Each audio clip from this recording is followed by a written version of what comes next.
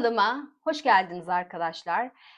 Tam yaza uygun, muhteşem bir yazlık bluz modeliyle karşınızdayım. Şimdi arkadaşlar videoda diyeceksiniz ki niye bir tarafında kol var, niye bir tarafında kol yok? Şimdi bu bluzu dilerseniz bakın şu şekilde yarım kol kullanabileceğiniz gibi kolsuz olarak da kullanabilirsiniz. Ben her ikisinin yapımını da videonun ilerleyen bölümlerinde anlatıyorum. Şimdi arkadaşlar bakın bu model ütülendikçe kendini gösteren bir model. Dolayısıyla bakın arkadaşlar kol bölümünü ütülemedim ki ütülü bluz ile ütüsüz bluz arasındaki farkı rahatlıkla görebilirsiniz diye. Bakın kolu ütülediğiniz zaman kol şöyle bir miktar aşağıya doğru esneyecektir. Dolayısıyla hem bir miktar uzayacak hem de model kendini daha iyi gösterecektir. Bakın arkadaşlar ütülenmiş yer ve ütülenmemiş yer arasındaki farkı şu şekilde size göstereyim. Şimdi arkadaşlar örerken bu biraz toplayan bir model. Ama ütülendikten sonra bluz kendini buluyor. Şimdi mesela biz kol ayrımını yaptığımızda videonun ilerleyen aşamalarında söylüyorum. Biz 35 santim olduktan sonra kol ayrımını yaptık. Hatta dedim ki arkadaşlar bu miktar size çok kısa gelmesin. Çünkü yaklaşık bir %15 kadar ütülendiğinde bu modelin esneme payı var. Yani bu da ne demek? Biz 35. santimde evet kol kesimi yaptık ama ütülendikten sonra bu miktar bir 40 santimi rahatlıkla bulacak demiştim ki gerçekten de buldu. Bu arada arkadaşlar bakın ben bir tarafı dediğim gibi yarım kol yaptım, bir tarafı kolsuz olarak görün diye diğer kolu dikmeden getirdim. Şimdi arkadaşlar bakın kolun diyelim ki kolsuz olarak kullanmak istiyorsunuz. Kola herhangi bir biye yapmanıza gerek yok. Çünkü kıvrılmayan bir model. Ama diyelim ki haroşadan biye yapmak isterseniz bakın yaka bölümünde yaptığımız gibi şuradan ilmek toplarsınız. Onu da şu şekilde ayarlarsınız arkadaşlar. Mesela diyelim ki biz 12 model sırası yaptık. O da her model sırası 4 sıraya denk geldiği için o da 48 sıra oluyor. Bakın buradan isterseniz 48 artık istediğiniz genişliğe bağlı. Bu hani çok kasma yapmasın. 48 bu taraftan, 48 bu taraftan toplam ne yapıyor? 96 ilmek toplarsınız. Bu 97 olur, 98 olur, 94 olur. Hiç sıkıntı değil arkadaşlar. Haroşa dümdüz spiral bir şekilde örersiniz. Sadece yakadan tek farkı biz yakada şu orta bölümde kesme yapmıştık. Burada herhangi bir kesme yapmıyorsunuz. Sadece döne döne spiral bir şekilde örüyorsunuz. Dediğim gibi bu şekilde isterseniz şu kol ağzına biye yapabilirsiniz ama kesinlikle ihtiyaç duyulmayan bir model. Yani bakın arkadaşlar hiçbir şekilde kıvrılma, toparlanma yapmıyor. Dolayısıyla ben bunu bu videoda kola nasıl biye yapacağınızı anlatmadım ama tamamen yakayı yaptığınız mantıkla yapabilirsiniz. Bu arada arkadaşlar bakın ben bunu bluz olarak ördüm ama inanılmaz güzel plaj elbisesi olur bu modelden. Yani daha uzun yapın. Etek bölümünü yine aynı şekilde şu şekilde haroşa yapabilirsiniz. Haroşayı bu kadar uzun da tutmayabilirsiniz. Aynı şekilde örerek dilerseniz kolsuz, dilerseniz sıfır kollu nasıl size uygun gelirse uzun versiyonunu yaparak muhteşem bir plaj elbisesi de yapabilirsiniz. Bunu da şöyle bir parantez arasında belirteyim size. Şimdi lafı çok fazla uzatmak istemiyorum ve çabucak bluzumuzun yapımına geçmek istiyorum ancak başlamadan önce kanalıma ücretsiz abone olur, videomu beğenir, bir de yorum bırakırsanız çok mutlu olurum. Hazırsak haydi başlayalım. İpimi tanıtarak arkadaşlar bir başlamak istiyorum. Şimdi arkadaşlar bakın ben bu bluzun yapımında Kartopu'nun Lotus Lux Satin Touch denilen bir ipini kullandım. İp ince bir ip, içinde bakın şöyle incecik simler var.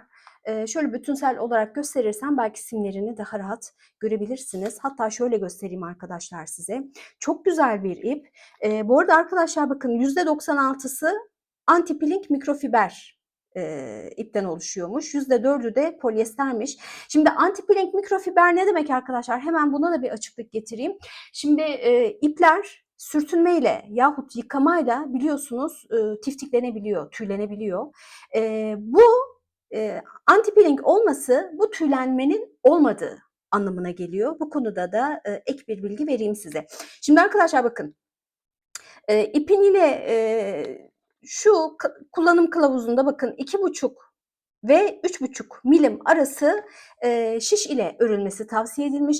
Ben 3,5 numara ip kullandım. Neden? Çünkü benim elim bir tık sıkı arkadaşlar. Sizler elinizin sıkılık durumuna göre şiş numaranızı lütfen buna göre belirleyin. Bu arada ipin numarası, benim kullandığım ipin numarası bakın K010. Şimdi hemen bir ipimi kenara koymak istiyorum arkadaşlar ve modelimize geçmek istiyorum. Şimdi arkadaşlar bakın, bu model ben medium olarak ördüm bu arada. Bu konuda da bir detay vereyim size. Bu model arkadaşlar 10 ve 10'un katları şeklinde ilmek oluşturularak örülecek bir model. Şimdi ben dediğim gibi medium beden örüyorum ve benim ilmek sayım 103. Yani ne yapacaksınız? 10 ve 10'un katları artı 3 ilmek şeklinde ilmeklerinizi oluşturacaksınız. Şimdi diyelim ki daha küçük sayıda ilmek oluşturacaksanız, daha dar bir bluz örmek istiyorsanız arkadaşlar 103 değil de ilmek sayınızı 93 tutabilirsiniz yahut 83 tutabilirsiniz. Yahut daha büyük örmek istiyorsanız 103 değil de 113 yapabilirsiniz, 123 yapabilirsiniz. İlmek sayınız ne olursa olsun arkadaşlar 10 ve 10'un katları artı 3 ilmek şeklinde ilmek sayınızı oluşturacaksınız. Şimdi dediğim gibi bakın, benim ilmek sayım 103. Yalnız arkadaşlar bakın, bu ütülenmesi gereken bir ip ve model de aynı şekilde ütü isteyen bir model. Şimdi biz kazağımızı örüp, pardon özür dilerim, bluzumuzu örüp bitirdikten sonra bakın şu şekilde esneterek ütülememiz gerekiyor. Güzel buharlı ütüyle ütüleyeceğiz. Şimdi ben size hemen bir medium santime göre, yani 103 ilmeğe göre bir santim ölçüsü de vereyim arkadaşlar. Bakın gövde bölümünde benim tam 47 santime denk geliyor arkadaşlar. Şu haroşa bölümünde ise tam 43 santime denk geliyor. Şimdi ben size farklı renk bir iple modelin kurulumunu göstereceğim. Çünkü renkli iple biraz daha rahat gösterebileceğimi düşünüyorum. Şimdi ne dedik arkadaşlar? 10 ve 10'un katları. Ben şimdi size 20 ilmeklik iki motiflik, yani iki motiflik bir model kurulumunu göstereceğim. Zaten mantık tamamen birbirini tekrarladığı için bu size yeterli gelecektir. Şimdi 20 ilmek. Ama ne dedik? Artı 3 ilmek. Onun katları artı 3 ilmek. Dolayısıyla bakın şimdi 23 ilmeklik bir ilmeğimizi oluşturalım. Şimdi ben daha önceki kazak videolarımda belirtmiştim size arkadaşlar, hatırlarsanız, ya da izlemeyen arkadaşlarımız için yine bir açıklama yapayım arkadaşlar. Şimdi bakın, ilmeklerinizi oluştururken bir miktar ipinizi kuyruk olarak bırakmanız gerekiyor. Şimdi bu da ne miktarda olacak? Biz bu model için arkadaşlar ilmeklerimizi oluştururken bakın şu şekilde çift şiş üzerine ilmeklerimizi oluşturacağız ki şu etek bölümünde kasma yapmasın. Dolayısıyla bakın, benim şöyle ipimin bir miktarını uzun tutayım. 10 adet ilmek için bakın şöyle şişimin etrafına 10 tur ipimi saracağım. Bakın 1, 2, 3, 4, 5, 6, 7, 8, 9, 10. Demek ki bakın 10 adet İlmek için benim bu kadar ipi kuyruk olarak bırakmam gerekiyor. Bunu ikiye katladığımda bakın 20 adet ilmek için demek ki bu kadar. Ama bize 23 ilmek gerektiği için şöyle bir miktarda fazla olsun, eksik olacağına. Bakın hemen ilmeklerimizi oluşturmaya başlayalım.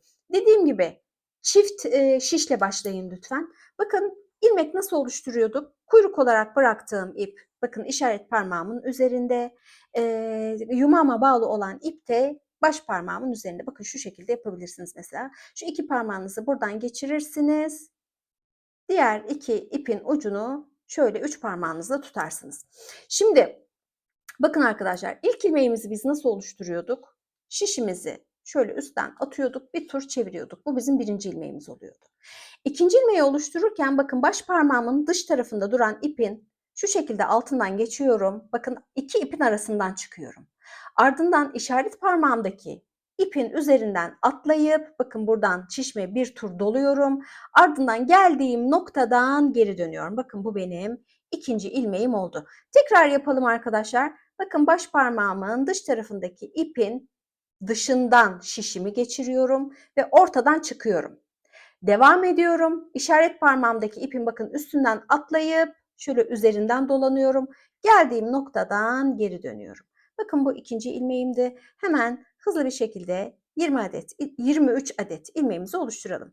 Bakın dördüncü ilmek, 5, 6, 21, 22, 23. Bakın 23 adet ilmeğimizi oluşturduk. Hemen şu sonda kalan 2 ipimi birbirine bağlıyorum. Şimdi şişlerinizden birini artık çıkarabilirsiniz arkadaşlar. Şimdi ben misinalı ip tercih ettim ama şişim masaya çarpmasın diye tercih ettim arkadaşlar. Biz bunu spiral şekilde örmeyeceğimiz için normal bildiğiniz düz şişle de örebilirsiniz. Bakın ilk etek ucunu haroşa örerek başladım. Şimdi arkadaşlar bu örnekte, bu modelde altın kurallarımız var. Birincisi, her zaman ilk ilmeklerimizi örüyoruz. Bu birinci kuralımız. İkinci kuralımız, her zaman son ilmeklerimizi ters örüyoruz.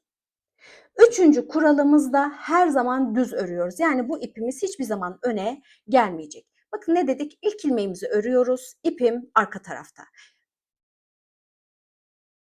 Bakın hemen düz bir şekilde örüyorum arkadaşlar.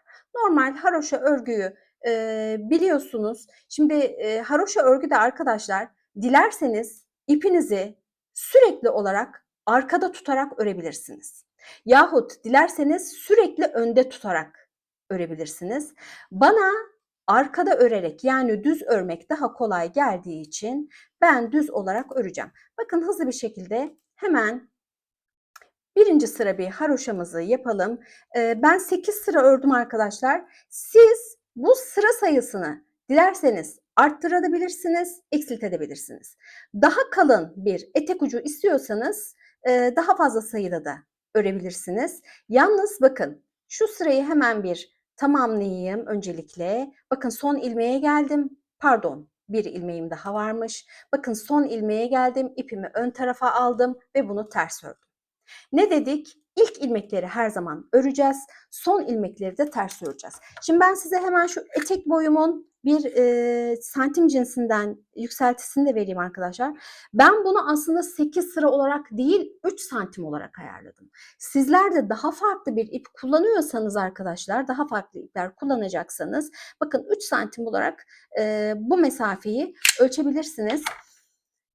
Hemen bir ikinci sıramıza geçelim. Ama dediğim gibi bu mesafeyi yani bu haroşa bölümünü daha uzun da tutabilirsiniz, daha kısa da tutabilirsiniz. Bu tamamen sizin zevkinize kalmış. Bakın ikinci sıraya geçtik. İkinci sırada da bakın ipim arka tarafta. İpimiz bu modelde hiçbir şekilde ön tarafa gelmeyecek arkadaşlar. Bakın ilk ilmeği örüyorum. İpim hep arka tarafta. Son ilmeğe geldiğimde de ters öreceğim. Bunu size sadece 2 sıra olarak göstereceğim arkadaşlar. Sizler dediğim gibi dilediğiniz miktarda bu etek bölümünün haroşasının uzunluğunu yapabilirsiniz. Bakın farklı yaptığım hiçbir şey yok. Dümdüz haroşanızı, haroşa örgünüzü öreceksiniz. Daha doğrusu bu sadece her iki taraftan düz örülerek yapılan bir haroşa. Sizler dediğim gibi ters örerek de haroşanızı yapabilirsiniz. Hangisi size daha kolay geliyorsa ben haroşa örgü yapacağım zaman hep düz olarak örüyorum. Bana daha kolay geliyor. Bakın son ilmekteyim. İpimi ön tarafa alıyorum ve hemen haroşa örgü, ters örgümü yapıyorum. Bakın arkadaşlar ne dedik? Son ilmeği ters örüyoruz. Şimdi arkadaşlar bakın. Model kurulumunu bu sırada yapmayacağım. Neden? Bakın burası benim örgümün ters tarafı. İpimizin şu kuyruk olarak kalan kısmı örgümüzün ters tarafı. Lütfen motif kurulumlarınızı bu sırada yapmayın. Muhakkak örgünüzün düz yüzü size dönükken yapın. Dolayısıyla bakın ne yapmam gerekiyor? O zaman benim bir sıra daha burada haroşa örgü, daha doğrusu düz örgü yapmam gerekiyor. Bakın ilk sırayı ördüm. Hemen 23 ilmeğimi yine düz bir şekilde öreceğim ve bir sonraki sırada artık model kurulumuna geçeceğiz. Şöyle hızlı bir şekilde yapalım arkadaşlar. Yine bakın son ilmeğe geldiğimde onu ters olarak öreceğim. Bunu unutmayın arkadaşlar. Son ilmeğimiz her zaman ters örülecek. Hızlı bir şekilde hemen yapalım arkadaşlar. Çok az kaldı zaten. İpimiz hep arka tarafta yahut size daha kolay geliyorsa ipinizi her zaman ön tarafta da tutabilirsiniz ama ipinizin yönü lütfen değişmesin. Bakın sadece son ilmekte ipimi öne aldım ve ters ördüm. Eğer siz arkadaşlar örgünüzü yaparken yani haroşa örgü size ters örerek daha kolay geliyorsa bu defa son ilmeğinizi düz olarak örün. Şimdi bakın model kurulumuna bakın şimdi geçiyoruz. Şimdi ilk önce 3 adet ilmeğinizi örün. Bakın ilk ilmeği ördüm. İkinci ilmeğim, üçüncü ilmeğim. Şimdi sıradaki ilmeği örerken arkadaşlar şişinizi geçirin. 2 kere şişinizin etrafına sarın. Şişinizi o şekilde çıkarın. Şimdi bakın şişimize sardığımız ilmek sayısını gittikçe arttıracağız. 2, 3, 4 şeklinde gideceğiz. Sonra da 4'ten sonra da 3, 2 şeklinde yani bir ilmek doladığımız ip sayısını arttırıp ardından düşüreceğiz. Yalnız 3 defa dolamalarınızı her zaman 2 defa yapacaksınız. Bakın birinci ilmeğime 2 adet dolamamı yaptım.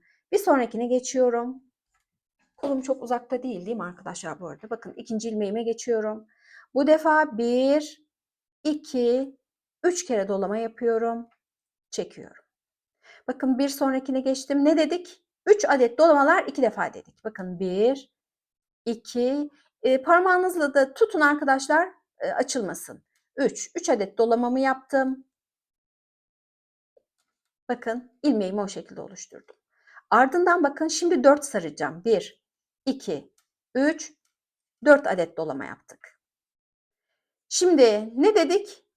4'e kadar arttıracağız. 4'ten sonra dolama sayımızı düşüreceğiz. O zaman ne yapacağız? Bu defa 3 defa dolayacağız. Bakın 3 defa doladım. Ama 3 kere dolamaları 2 defa yapmamız gerekiyor. Bakın 3 adet dolamayı ikinci kez yaptım. Ardından yine küçülttüm. 2 adet dolama yaptım. Bakın birinci motifimiz oluştu. Şimdi ne yaptık başlangıçta? 3 adet ilmeği düz ördük. Yine 3 adet ilmeğimizi düz örüyoruz. Yeniden burada nasıl dolama yaptıysak aynı şekilde yapacağız. Bakın birinci ilmeğime 2 kez doladım. İkinci ilmeğime 3 kez doladım. Üçüncü ilmeğime bir daha 3 kez doladım. 3 kez dolamaları 2 defa yapıyorsunuz arkadaşlar. Ardından bir sonrakine bakın.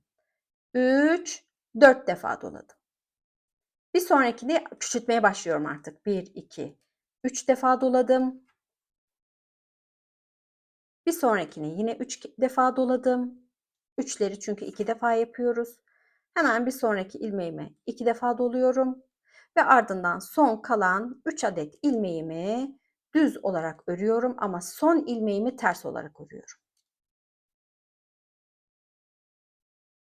Şimdi bu sıradan itibaren artık modelimiz yavaş yavaş belli olmaya başlayacak arkadaşlar. Şimdi ne dedik? İlk ilmeğimizi örüyoruz. Buradaki ilmekleri arkadaşlar bu sırada bir önceki sırada dolayarak yaptığımız ilmekleri bu defa dolamalarını açarak öreceğiz. Bakın ilk 3 ilmeğimizi normal bir örelim. Bakın sıradaki ilmeğimizi örerken bakın ilmeği ördüm ama dolamayı açtım. Dolamaları örmeyeceksiniz arkadaşlar. Dolamaları açacaksınız. İlmeği örüp dolamayı açacaksınız. Bakın ilmeğin zaten bacağı burada görünüyor. Bu bacağa giriyorsunuz arkadaşlar. Bakın normal düz örgünüzü yapıyorsunuz. Ardından ipleri şu şekilde açıyorsunuz. Ama şurayı parmağınızla tutun ki arkadaşlar gevşeme yapmasın. Bakın hemen bir sonrakine geçtim. İpleri serbest bırakıyorum arkadaşlar. Model tamamen bunun üzerine kurulu arkadaşlar. Sadece düz sırada yani örgünün düz yüzeyi size dönükken dolamalarınızı yapıyorsunuz. Örgünün düz yüzeyinin bir sırasında dolama yapıyorsanız diğer sırasında normal örüyorsunuz. Yani her düz sıra örgünün düz yüzeyi size dönük olduğunda her defasında dolama yapmıyorsunuz. Birinde yapıyorsanız birinde yapmıyorsunuz. Bakın sadece şurada görünen bacaklara giriyorum, örgümü örüyorum, geri kalan ipleri serbest bırakıyorum. Dolamaları serbest bırakıyoruz yani. Son iç ilmeğimizi, evet bakın ve son ilmekte bakın ters örüyoruz. Şimdi şöyle bir elinizle düzeltmeniz gereken bir model arkadaşlar bu. Şöyle bakın, şöyle örgünüzü bir miktar çekiştirerek ilmeklerinizi oturtmanız gerekiyor. Bakın hemen ne dedik? Bir sonraki sırada bakın yine düz yüzeyim bana dönük. Ama burada dolama yapmayacağım. Düz yüzey bana dönükken bir sırada dolama yapıyorsam bir sonraki sırada dolama yapmıyorum. Bu arada kameraya gösterebiliyorum değil mi arkadaşlar? Evet. Şimdi bakın. Yine düz yüzey bana dönük ama burada dolama yapmıyorum. Burada düz örüyorum. Çünkü ilmeklerimizi bir oturtmamız gerekiyor arkadaşlar öncelikle. Bakın elimle parmağımla tuta tuta yürüyorum ilmeğim gevşemesin diye.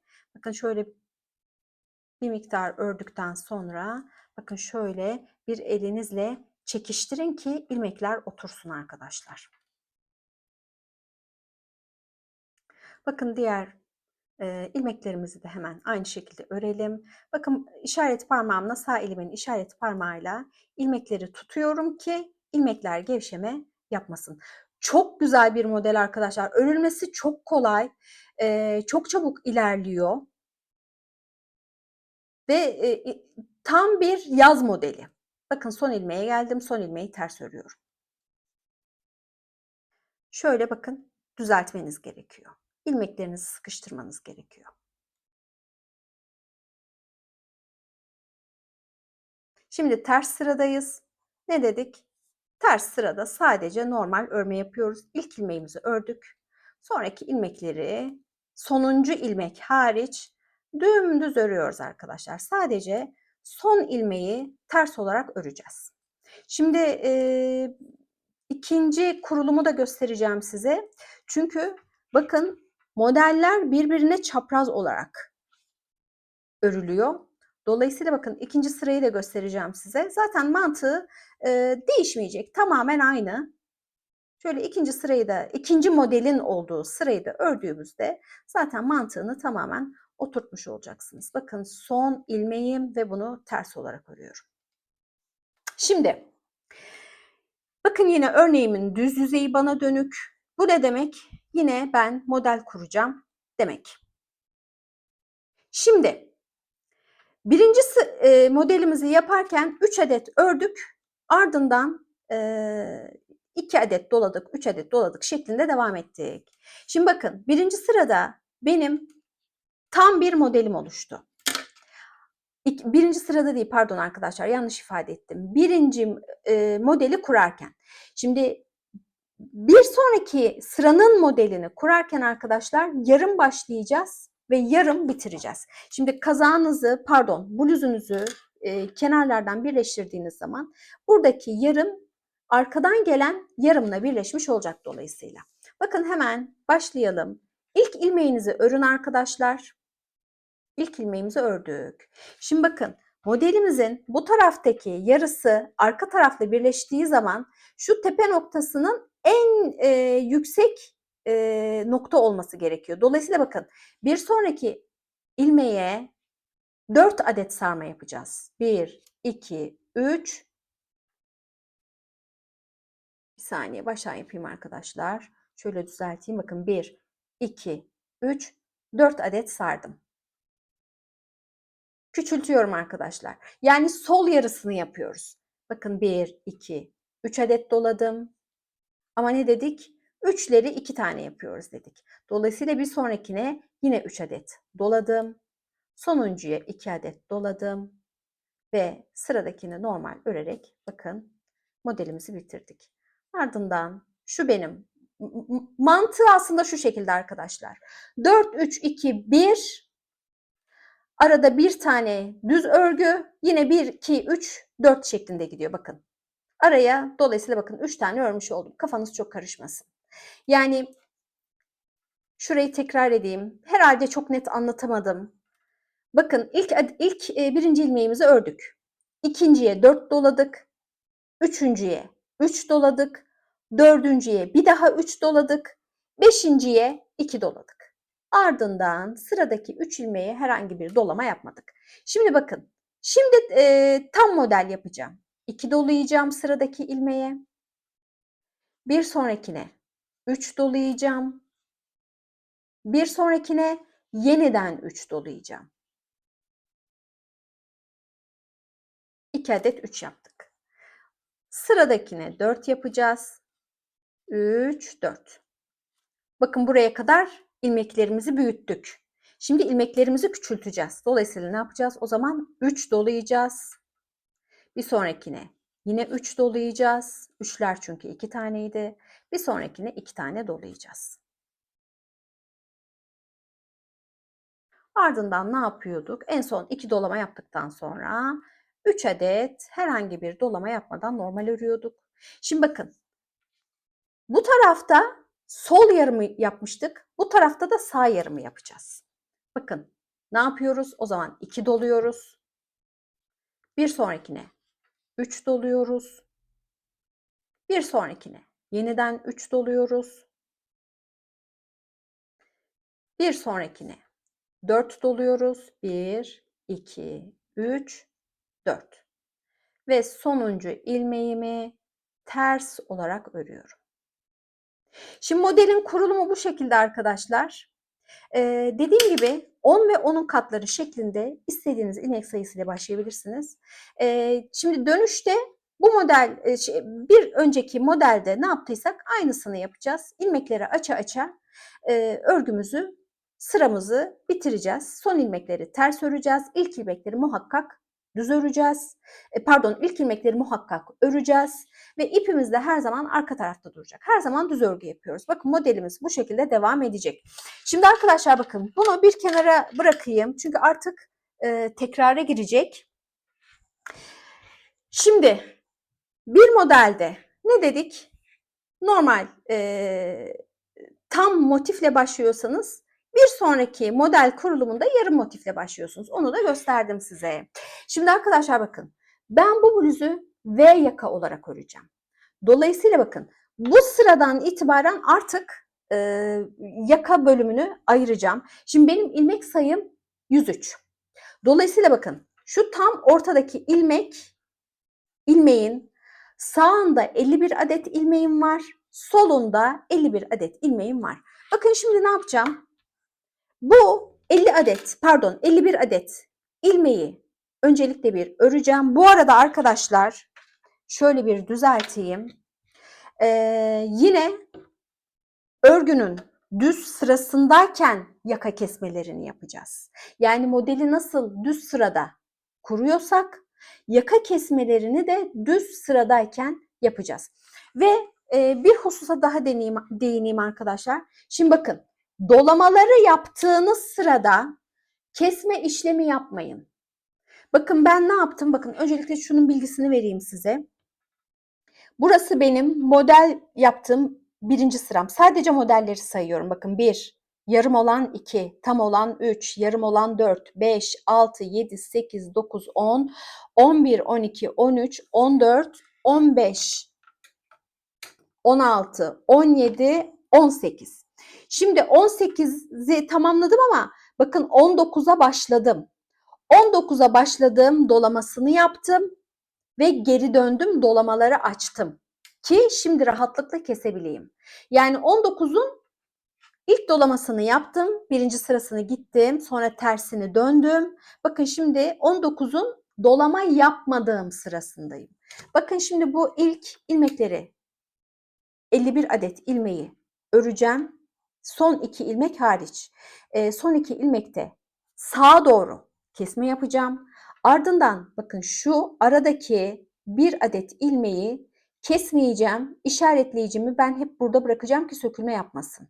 Buna da siz 1 adet çengel iğne takabilirsiniz dilerseniz. Sökülme yapmasın. Çünkü bu ilmeğimizi bırakacağız. Ardından yeni bir iple bu defa bu tarafa öreceğiz ama örerken ilk 2 ilmeği keseceğim. Ardından sıranın sonuna kadar devam edeceğim. Şimdi arkadaşlar bu sırada şu kesme noktasına gelene kadar öreyim, ardından tekrar buluşalım. Arkadaşlar bakın, orta noktanın son 3 ilmeğine kadar ördüm. Bu son 3 ilmeğin birincisini örüyorum. Bakın son 2 ilmeğim kaldı. Bu 2 ilmeği arkadaşlar bakın örgümün sağ tarafı sağa doğru keseceğim. Hemen bakın bu 2 ilmeği sağa doğru kesiyorum. Şimdi şurayı hemen bir düzelteyim arkadaşlar. İlmeklerimi şöyle bir miktar öne alayım. Şimdi bakın arkadaşlar, sağa doğru kesmemizi yaptık. Şimdi bakın, işaretleyicimin olduğu ilmeği örmeyeceğim. Bakın bu ilmeği böyle bırakıyorum. Şimdi arkadaşlar öncelikle şunu söyleyeyim. Yakanın kesimine erken başladık gibi gelebilir size. Yani biraz oyuk bir yaka, dekolteli bir yaka gibi gelebilir. Ama şöyle bir durum var. Şimdi biz yakamızı ördükten sonra ilmek toplayıp yaka bölümünden ilmek toplayıp yaka bölümüne haroşa örgü yapacağız. Şimdi dilerseniz siz bu aşamada da örgü yapabilirsiniz ama ben haroşaların örgüme dikey gelmesini istiyorum, yatay gelmesini istemiyorum. Dolayısıyla örüp bitireceğim arkadaşlar. Ön ve arka parçaları birleştireceğim. Ardından ense de dahil olmak üzere ön yakadan, ön bölümden ve enseden ilmek toplayarak haroşa öreceğim. Bu konuda bilginiz olsun. Dolayısıyla biraz aşağıdan, yani erken yaka kesimine başladık ki yakayı kestikten sonra, çünkü bu mesafe biraz daha kapanacak. Şimdi arkadaşlar bir de şunu söylemeyi unuttum size. Bakın her ne kadar 19. örneğimize başladığımızda, 19. örneğin sırasında yaka kesimine başlıyoruz desek de ben yine size şöyle önce biraz örgümü gereyim ki arkadaşlar, çünkü toplayan bir örnek. Bakın hemen santim cinsinden de vereyim. Ben yaka kesimine bakın tam 30. santimde başlamışım. Bu konuda da bilginiz olsun. Şimdi arkadaşlar bakın, artık tek parça olarak örmeyeceğim. Orta ilmeğimi ayırdım.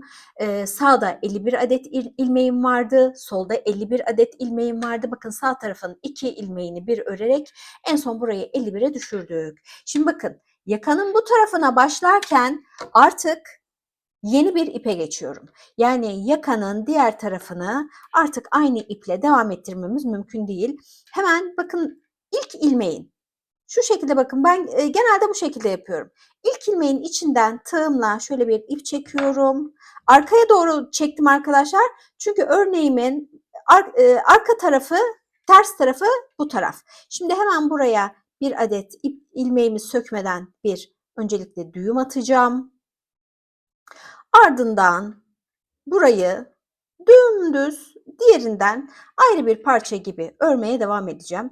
Bakın arkadaşlar, hatta şunu şöyle biraz arkaya verelim. Şu bağladığımız ipi. Evet. Şimdi arkadaşlar, nasıl yakanın sağ tarafında 2 adet ilmeği tek ilmeğe düşürdüysek, burada da yine aynısını yapacağız. İlk 2 ilmeği şunu şöyle yine biraz aşağıya verelim, bu düğümümüz aşağıda kalsın. Bakın bu defa ilmeklerimi çevireceğim. Neden ilmeklerimi çeviriyorum? Çünkü bu defa sola doğru. Şimdi arkadaşlar, yakanın sağ tarafını sağa doğru keseceksiniz. Sol tarafını sola doğru keseceksiniz. Benim sola doğru kesmem ne demek? İlmeklerime girdiğim zaman şişimin ucunun solu göstermesi demek. Solu göstermesi için de arkadaşlar ilmeklerimi çevirmem gerekiyor ki bu şekilde kesebileyim. Aksi halde bakın şu şekilde kesmiş olurum. Bu durumda da bakın şişimin ucu sağa gösteriyor. Demek ki sağa yatık kesiyorum. Ama ben şu an sola yatık keseceğim için bakın ilmeklerimin yönünü değiştirdim ve ilk 2 ilmeği birlikte örerek ilmek sayımı düşürüyorum. Bakın şöyle. Ardından geri kalan ilmekleri arkadaşlar, burası bizim dolama yaptığımız sıra değil. Dolayısıyla sıradaki ilmekleri dümdüz öreceğim. Başka hiçbir şey yapmayacağım. Dümdüz öreceğim. Sadece bakın, örerken size daha önce de söylemiştim. İlmekleri şöyle işaret parmağınızla, sağ elinizin işaret parmağıyla tutarak örün ki ilmeğiniz gevşemesin. Bakın şu geniş ilmekleri örüp şu 3 adet dolama yapmadığımız ilmeklere geldiğinizde şöyle ilmeklerinizi, örgünüzü şöyle hafif aşağıya doğru çekerek mutlaka ilmeklerinizi oturtun. Şimdi arkadaşlar, modeli zaten size göstermiştim. Artık daha fazla sıranın sonuna kadar gitmeyeceğim. Dediğim gibi, şimdi bakın yaka ayrımını yaptık. Şimdi bir sonraki bu sırayı tamamlayıp terse geldiğimizde, örgümüzün ters tarafına geldiğimizde dümdüz öreceğiz. Ardından düz tarafına yeniden geldiğimizde bakın bu defa kesme yapmayacağız, dolama yapacağız. Yani örgünüzün düz yüzeyi size dönükken bir sırada dolama yapıyorsanız o sırada kesme yapmıyorsunuz. Kesme yaptığınız sırada da dolama yapmıyorsunuz. Zaten dolamayı örgü bize dönükken, yani örgünün düz yüzeyini örerken bir sırada yapıyorsak bir sırada yapmıyorduk hatırlarsanız. Şimdi dolama yapmadığınız sırada yaka kesimi yapacaksınız. Şimdi örgümüzü arkadaşlar bir miktar örelim. Ardından kol kesiminde tekrar buluşacağız. Şimdi arkadaşlar bakın, başlangıçtan itibaren toplamda 22 adet motif sırası örmüşüm. Bu benim artık 23. sıramın başlangıcı. Şimdi bu sırada kol kesimine geçeceğim.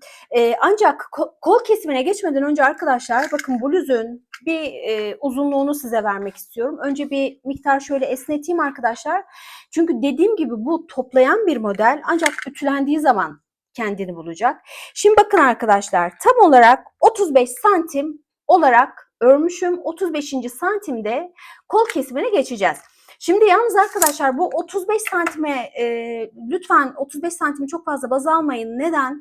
Çünkü dediğim gibi bu esneyen bir model, ütülendiği zaman kendini bulacak bir model. Bu da ütülediğimiz zaman bluzu yaklaşık bir %15'lik miktar kadar bluzumuzun şu şekilde uzayacağı anlamına geliyor. Yani bu kol kesimine geldiğimiz yer için arkadaşlar 35 santim dedik ya, bu da yaklaşık bir 39,5 santim olarak değerlendirilmesi gerektiği anlamına geliyor bu aralığın. Şimdi öncelikle bu hususu belirteyim. Şimdi dediğim gibi bu benim 23. sıram. Bu sırada hem dolamalarımı yapacağım hem kesmelerimi yapacağım. Yalnız arkadaşlar bakın, bu miktar size yeterli değilse, bu uzunluk size yeterli değilse daha uzun da yapabilirsiniz. Yahut daha kısa crop yapmak istiyorsanız, crop tarzı bir bluz istiyorsanız bu uzunluğu daha da kısa tutabilirsiniz. Bu tamamen sizin zevkinize yahut ne şekilde bir bluz istediğinize kalmış. Şimdi bakın, biz modelimize başlarken bakın ilk nasıl bir sırada tam motif olarak başlıyorsak bir sonraki sırada yarım motif, sonrakine bir tam, sonrakine yarım şeklinde başlıyorsak, bakın 23. sıra benim tam motife başlayacağım sıra. Şimdi tam motife başladığımız sırada hatırlarsanız önce 3 adet örüyorduk.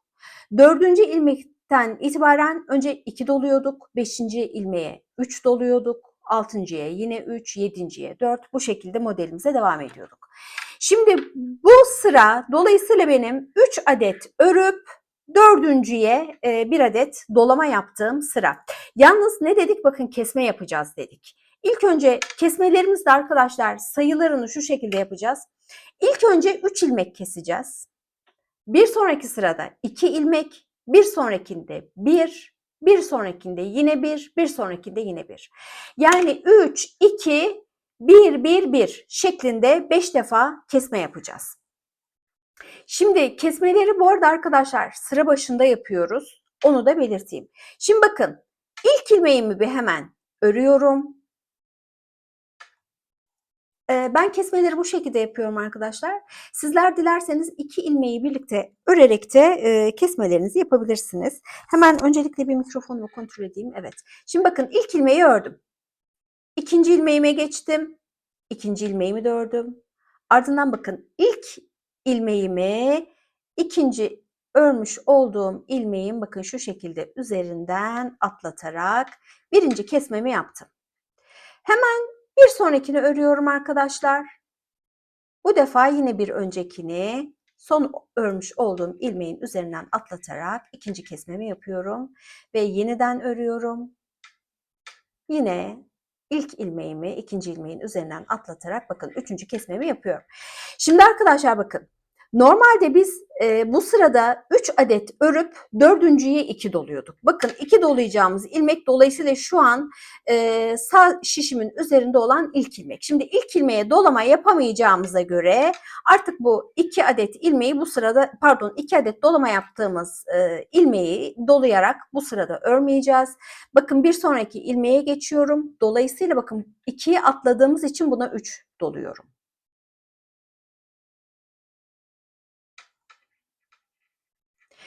Bir sonraki ilmeğe geçiyorum. Yine 3 doluyorum. 2, 3. Bir sonraki ilmeğe geçiyorum. Buna 4 doluyorum. 3, 4. Şimdi örnek bu şekilde yine devam edecek arkadaşlar. Değişen hiçbir şey yok. Sıra sonuna kadar gideceğiz. Bu sırada dolamalarımızı yaptığımız için yaka kesimi yapmayacağız. Diğer parçayı da, yani yakanın diğer tarafını da, yaka kestik ya arkadaşlar. Bluzumuzun diğer tarafını da bu sıra boyunca dümdüz öreceğiz. Bu sıra sonuna kadar herhangi bir kesme yapmayacağız. Örgümüzü çevirdiğimiz zaman bu tarafın kesmesini bu defa arkasını, örgümüzün arkasını çevirdiğimiz sırada yapacağız. Şimdi dolayısıyla arkadaşlar kesme işlemlerini dediğim gibi sadece sıra başlarında yapıyoruz. Şimdi 3 kestik. Tamamlayacağız. Örgümüzü çevireceğiz. Tekrar 3 keseceğiz. Diğer taraftan da 3 keseceğiz. Bu başa geldiğimizde bu defa 2 keseceğiz. Sonra devam edeceğiz. Örgümüzü çevireceğiz. 2 keseceğiz. Bu şekilde arkadaşlar 3, 2, 1, 1, 1 keselim. Ardından bir miktar bluzumuzu örelim ve geri gelelim.